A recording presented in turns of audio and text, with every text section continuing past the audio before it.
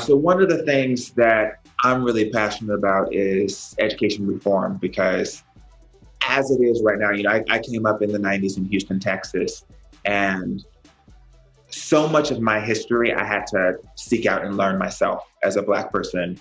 I was fortunate that my dad was a civil rights activist. So we grew up in a house where, even though Texas was a red state and was very racist, very homophobic, very conservative in many ways, we had a sense of self-worth instilled in us that I feel really fortunate for, because there's so much in the media, there's so much in the world that was sending a different message, saying that, you're not going to be shit because of this, There was so much negativity, so much racism, so many elements that we are finally now addressing too. I think that's on the other side of, it's so unfortunate that George Floyd had to lose his life to start this conversation, but we are now having this conversation about all of the microaggressions, all of the ways that people of color are treated differently in this country, in ways that used to be dismissed.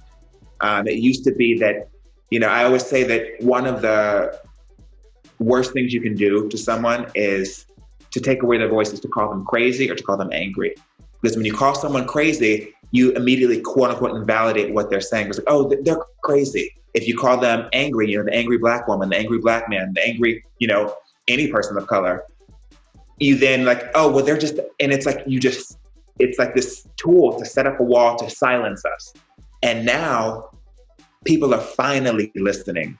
And we got to keep that energy. We can't lose steam on this. But in many ways, that's been interesting for me because, again, as I mentioned before, I grew up son of a civil rights activist on the other side of the civil rights movement. So I'd hear all these stories about it. And I grew up in the 90s. And even though I knew things weren't right, I still, because I was young, and also because of the environment, I also, my bar was set a lot lower in terms of like what I thought my life could be. I look back now and I cry, and I really feel for my younger self, in the sense that the status quo in Texas says that if you are anything other than a straight white man, you are less than.